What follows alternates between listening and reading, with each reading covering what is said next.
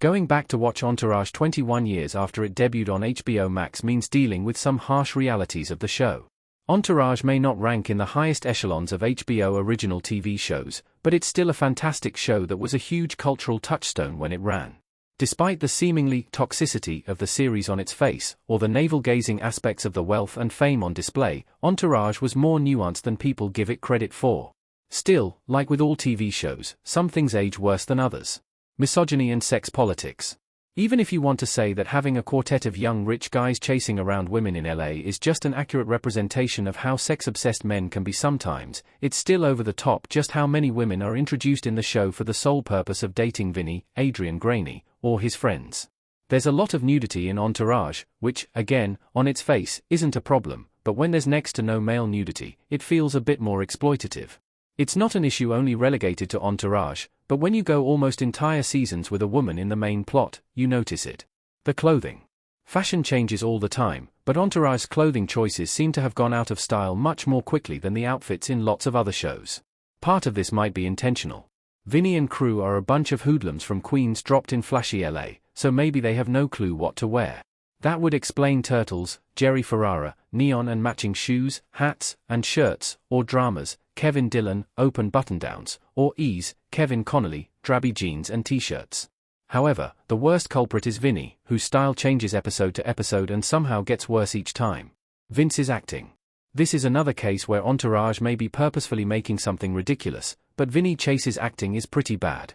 Not Adrian Graney's acting, mind you, just Vinny's. This could be a comment on how being a movie star doesn't necessarily require skill, but you need to be able to act a little bit. Vinny's big acting debut is in Queens Boulevards, an indie which proves his acting chops.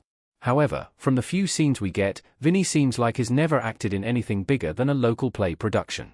Nothing else we see in the series convinces me otherwise. The stars are no longer stars. Entourage was filled with cameos of the biggest stars of the early 2000s, but going back and seeing who was in the show is a sobering reminder of how ephemeral fame is. First, there are those whose legacies have changed for the worse, like Brett Ratner, Sean Combs, Danny Masterson, James Woods, and Kanye West. Then, there are also the people touted as major movers and shakers who just don't exist in pop culture anymore. Jessica Alba, Chris Penn, Christina Aguilera, Dean Cain, and Pauly Shore were all once huge names and have since sidled out of the limelight. It's a fun throwback to 2000s pop culture, though. The lack of post-Entourage careers. Another harsh reality you have to face when watching Entourage is that after the series ended, most of the show's main cast disappeared. Graney, Jeremy Piven, Connolly, Ferrara, and Dillon are all great in their roles, but post-Entourage, they've only had a handful of notable parts. For a few years after the show ended, the cast had some interesting roles, like Piven in Mr. Selfridge and Ferrara in Power, but once we entered the 2020s, the parts have become less and less frequent. Piven has continued to get steady parts in smaller films, but the others appear to have moved on to other ventures. Out-of-date pop culture references. This is a harsh reality that affects every show after a few years because references are constantly changing. Hell, it's a harsh reality for people in general. Go to any Gen Z and say, "Wasp," with your tongue out. That pained look on their face is the embodiment of references going out of style. Entourage is particularly affected by this reality because the show is essentially built on pop culture references. Showing industry legends who are no longer legendary, propping up superhero movies as the pinnacle of a movie star's career, and showcasing Hummers as the height of luxury all feel very outmoded. Los Angeles is not the movie hub it once was. When Vinny gets mainstream attention for his role in Head On, he and his entourage move where every up-and-coming movie star moves, Los Angeles. It's in LA where the agents, roles, and connections are.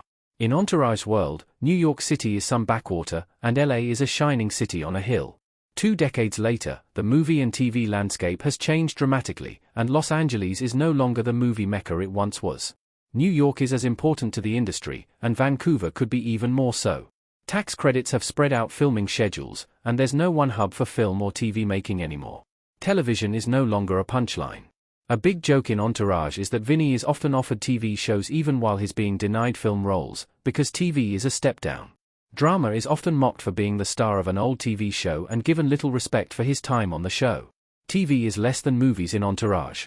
It's actually hilarious that a TV show is making this joke, but in 2025, it doesn't make much sense. Long gone are the days when television was a place for movie stars to die. Some of our biggest stars have central roles in television productions, and Vinny would kill to be cast in a season of The White Lotus.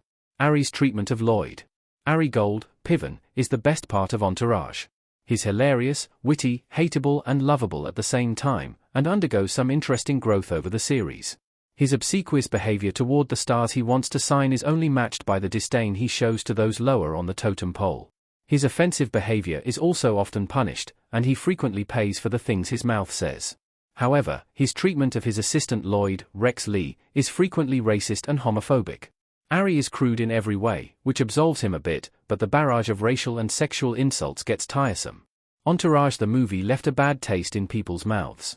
Had Entourage ended in 2011, I think people would generally respect it as a show that pushed television boundaries and dealt with taboo topics with honesty and humor. It's the movie that came out in 2015 that left a bad taste in people's mouths about the more problematic aspects of the show.